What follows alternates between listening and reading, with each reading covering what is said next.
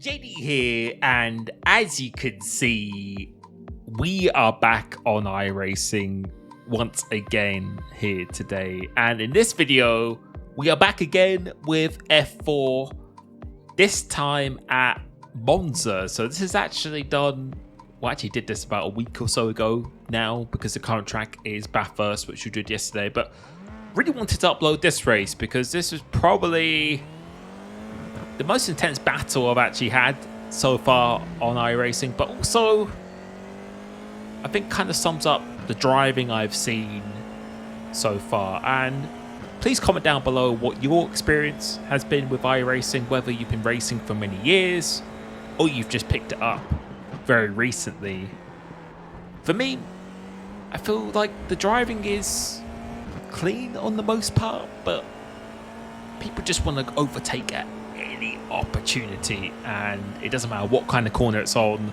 Doesn't matter if they're going to compromise both drivers, where they're not going to be able to catch up the drivers in front, because the slipstream on this game, especially lower Formula cars such as this and the Formula 3, is absolutely essential. If you lose the toe of the driver ahead of you, then your race becomes much more difficult, and especially on tracks such as this Monza, where there's only a handful of braking zones, you really do need to be in that slipstream. So please let me know what your experience is, and how would you sum up the driving, and what would you say is the most, I don't know, kind of dirty series, if that is the right way to describe it. For me, it's been the Mazdas, because you get so many cars in there, and I don't know if it's just due to the handling or just the car, the nature of itself, but I do find the driving there to be notoriously a lot more on the dirty side than compared to other series I've done, such as Formula V. But please, again, let me know your opinions. And as always, if you do enjoy this video, please make sure you like it. And thank you so much for the support on the channel. Next video after this, we will be moving to Formula 3, which I've had a very good time driving on this game so far. And you'll be able to see the braking inputs here, something I discussed in my last video. This is when my brake force was actually quite low, so you can see my brakes are very spiky. So this is not optimal at all in terms of the braking. It's really not smooth, which I think was definitely cost me a lot of that lap time. Going through there, it doesn't look too bad, but going through the first and second sector, you'll see in the race, it's very much an up and down experience. So thank you very much for people giving me that advice, because that has helped me out quite a bit. And you can see we validated the first lap. The second lap we did, where's that put me? It's a 153.3, and this is a fix-up series, so I wasn't too unhappy with that. So we've got 4 lights here, starting P8 on this grid, and as they go out now, we get a much better start than the guy ahead of us. But to see this blue car, and I think it was actually this blue car throughout the race who was very much going for every opportunity. So we're just going to hang back here and let the carnage unfold, and inevitably it does. A couple of cars have already gone off, make our way through the chaos, and coming out of this turn 1 relatively unscathed. There's a car that's putting off to the left, so I presume he's probably got a little bit of damage. So on the most part, there are quite a few respectful drivers on this game, but you will see here, this race wasn't dirty or anything at all. The drivers in here were fairly clean, apart from 1 or 2, which I might show a bit of a replay of at the end of the race itself. But you'll see here, just it was a fairly frustrating experience, but a very enjoyable one as well. I really do enjoy driving this car, and I think I've definitely progressed quite a lot since I first started driving this. I think I got my first win in my very first race I did, but the more you go up in your iRating, the tougher the competition you do go against. But you can see, here's a perfect example. So this guy here is poking his nose down Ascari, and we just decide to let him go, because otherwise that's going to be a car crash. You cannot fit 2 cars through there, and yeah, I guess that really isn't an issue at all. But sometimes people just go for overtakes where it's just going to cost you time, and then since the slipstream is so powerful, I'm just going to get him back again.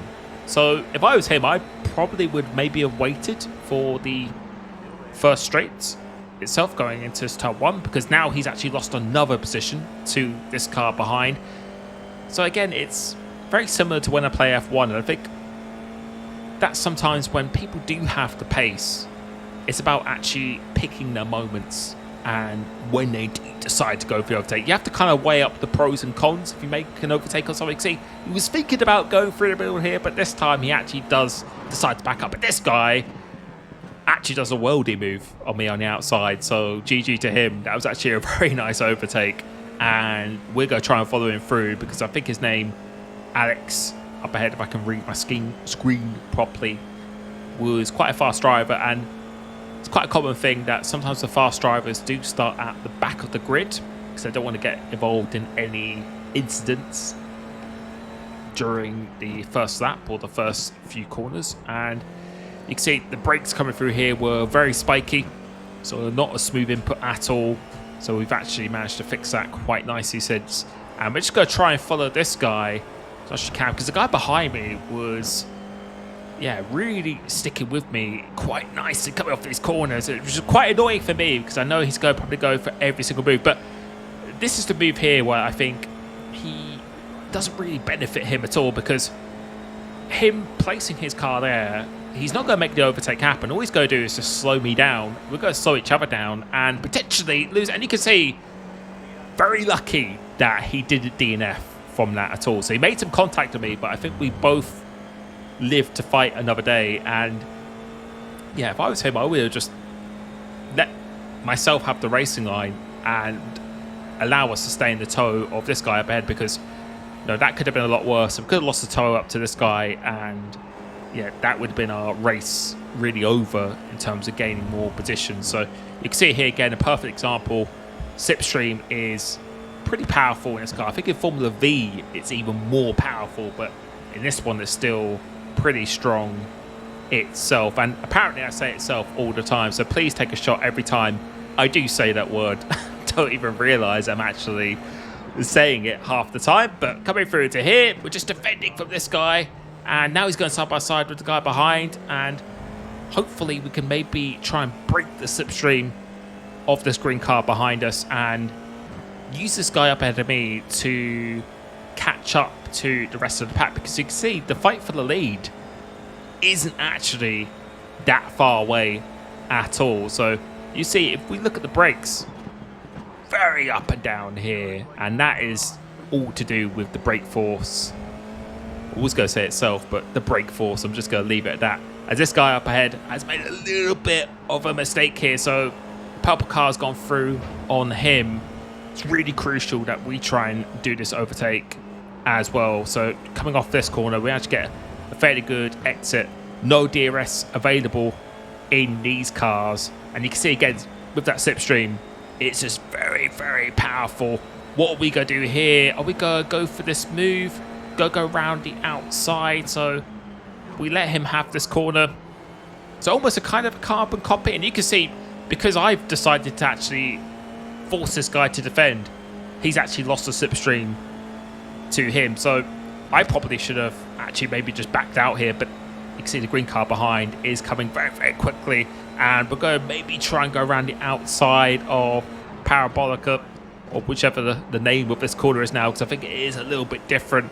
And coming off this last corner, you're about to see the black car behind is about to dive into the pit, so he isn't really fighting for anything. So I'm guessing he's maybe got some damage or something like that, but you can still see that we are within that very, very crucial DRS slipstream zone. You can see the two cars behind will almost go side by side as well, so really got to make sure we get a good exit.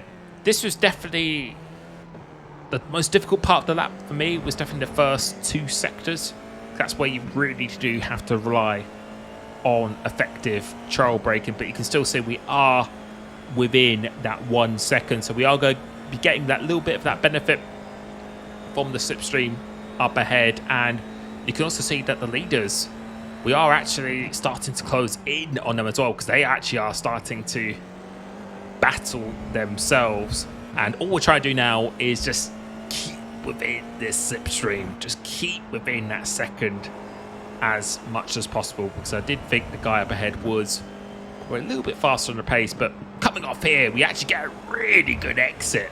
Really good launch coming off here. Actually making a bit of space between myself and the car behind. And yeah, doing everything we need to do at this point during the race. But might not look that intense, but yeah, when you're in this with the field of view, and this guy's made a bit of a mistake up ahead as well.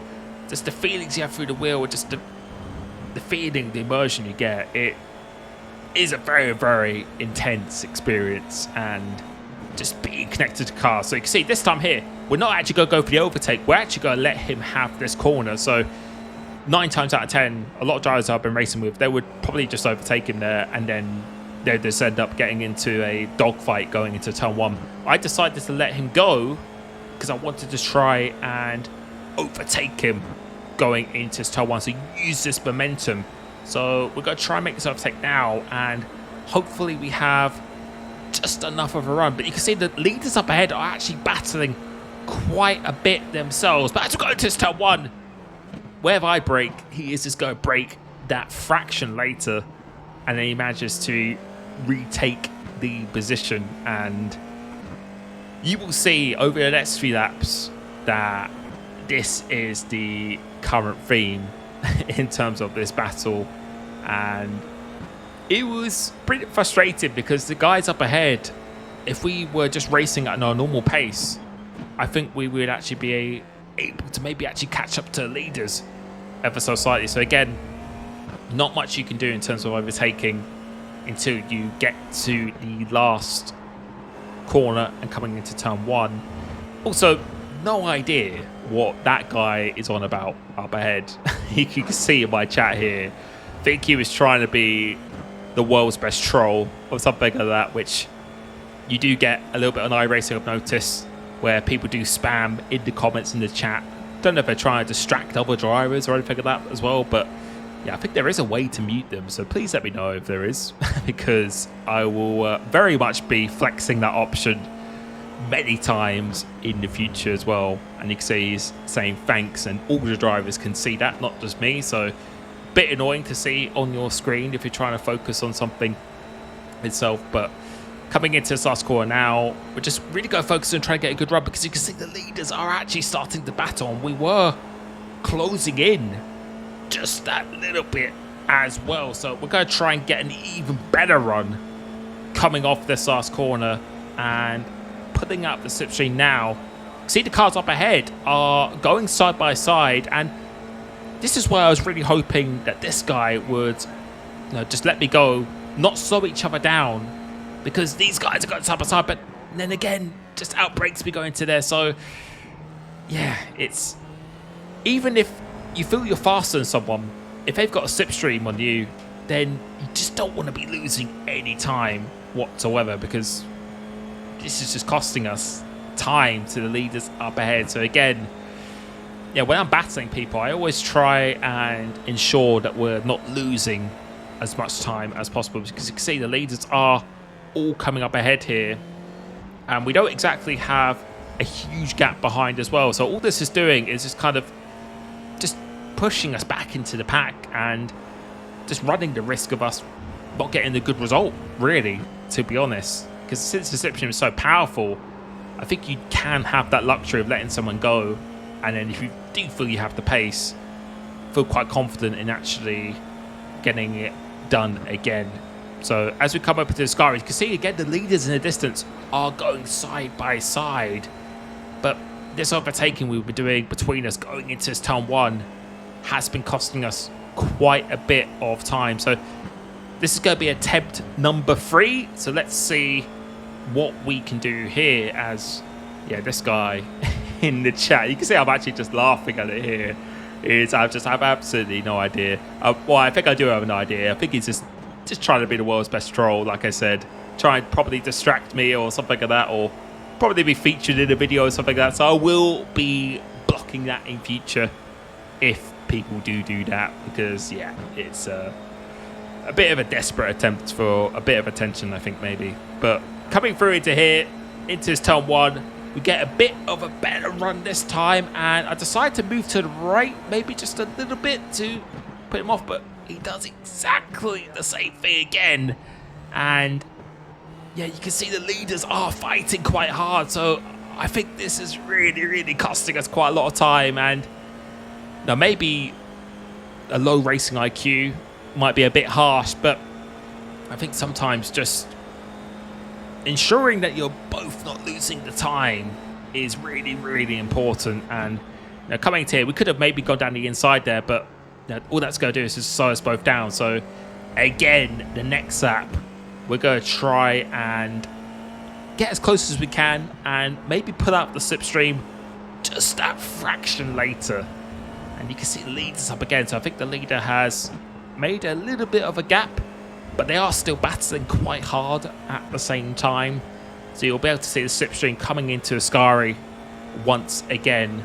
The gap behind is also quite close now. So we've got that guy, that blue greedy car, who loves to go down the inside. We've actually managed to push him back into the equation.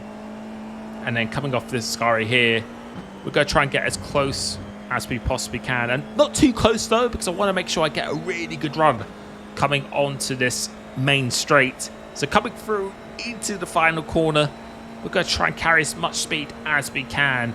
And coming up through into here, really making sure we get a good exit. And this time we do get a really good exit, but we're going to try and pull out the slipstream just that little bit later this time. So all the way up into his gearbox, and at the very last minute, put out here, and let's see what we do. So I think this time we actually do try and squeeze him to the right, just to try and maybe put him off. So you can see he's only just alongside, and this time, what do? We actually decide to hold him around the outside, and then we make a bit of contact as well. And with the contact model in this game, it's very risky to make contact. And these races in iRacing, the higher up the formula, the longer the races typically are, you could be wasting a lot of time if you've been playing or waiting an hour for the race, and you're getting involved in an instant, and then you have to wait maybe another hour or another 90 minutes for another race. So sometimes it just really isn't worth it. But you can see the green car's got down the inside of him, and now we are up into, I believe, P4 in this race. But then we have this guy behind who is very, very eager to overtake. It looks like he's just glued to the back end. I don't know how he manages to stay that close here, but you can see he's run a little bit wide coming up here, which has given me a little bit of breathing room. And you will be able to see from Ascari again the slipstream, very, very powerful, but I don't think it's going to be quite close enough on this occasion. But then coming through into Ascari here, we get a good run, and as we go through this left hand, if you look in the mirror on the top left, he runs out wide. And yeah, that is his race over. And I think the purple car, I'm not quite sure what's happened to him. I think he might have just survived that. But you can see in the end, we actually ended up pulling away from him. And the leaders, we did start to catch on the last couple of laps. You can see they are fighting quite a bit coming into. So I think the leader is away, but you can see the fight for second and third is up ahead. So if we didn't have that fighting for 3 or 4 laps, then not only myself, but maybe the other drivers as well, we could have actually been in that battle as well. So yeah, my experience, iRacing is absolutely amazing, but sometimes people just, the risk is much higher than the reward. And yeah, people just go for any move at some point as well. But a very, very intense race, a very enjoyable one as always. Thank you so much for the support on the videos, and I will be catching you very, very soon. Peace.